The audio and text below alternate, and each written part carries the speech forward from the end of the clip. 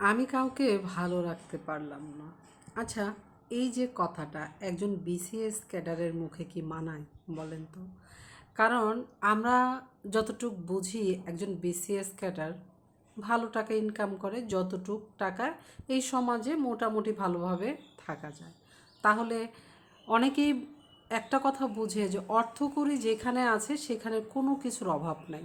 অথচ দেখেন, একটা বিসিএস ক্যাডারকে মরতে হলো মানসিক শান্তির কারণে। এখানে সে বুঝিয়ে গেল বিসিএস ক্যাডার হওয়া কিংবা অর্থকড়ি থাকা মানেই সেই মানুষটা সুখী হয় না। সেই মানুষটার ঘরে শান্তির অভাব ছিল বিধায় সে আজ মারা গেল।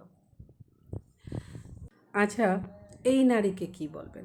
যে নারী একজন বিসিএস ক্যাডারের ওয়াইফ, মাত্র 2 থেকে 2.5 বছরের বিয়ে, সুখের সংসার হওয়ার কথা ছিল, তাই না? ভালো থাকার কথা ছিল, কারণ তার স্বামী একজন বিসিএস ক্যাডার। অথচ সেই নারী তার শাশুড়িকে দেখতে পারে না, মানে যে লোকটা বিসিএস ক্যাডার হলো সেই ছেলের মাকে দেখতে পারে না। কথাটা দেখেন, সেই নারীকে বলা উচিত আমার, এই যে বিসিএস ক্যাডার একটা স্বামী পেয়েছেন কোথায় থেকে বলেন তো?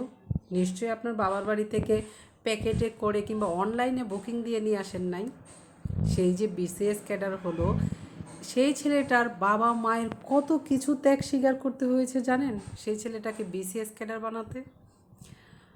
খাবারের ত্যাগ, কাপড়ের ত্যাগ, অনেক স্বপ্নর ত্যাগ, অনেক টাকা পয়সার ত্যাগ করে তারপরে একটা ছেলেকে একটা বাবা মা বিসিএস ক্যাডার বানায়। অথচ সেই ছেলের মাকে আপনি জায়গা দিতে চান না। আহারে কপাল পোড়া নারী! নারী, তুমি আসলেই ভয়ঙ্কর। আজ তুমি যদি বুঝতে যে এই নারীর কারণে আজ আমার হাজব্যান্ড একজন বিসিএস ক্যাডার, তাহলে সেই নারীকে তুমি অনেক সম্মান করতে জানতে।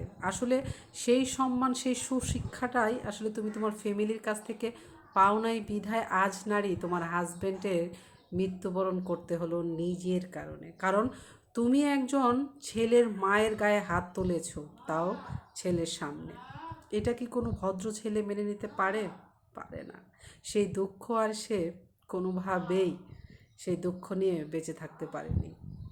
সেই নারীরও কোনো একটা শাস্তির প্রয়োজন, যে নারী তার স্বামীকে পৃথিবী থেকে তাড়ালো, যে মা সন্তান হারা হলো। আচ্ছা, একটা কথা, শাশুড়ি যদি খুবই পাজি হয় তাহলেও তো স্বামীকে বুঝিয়ে শুনিয়ে শাশুড়ির সম্মানটুকু শাশুড়িকে দেয়া যায়। স্বামীর কাছে বলা যায় সুন্দরভাবে একটা কথা, যে যেভাবে দুজন ভালো থাকা যায়, সেটা কাছে থেকে হোক কিংবা দূরে, সেটাও কিন্তু আলোচনার মাধ্যমে করা যায়। কপালপুরী নারী।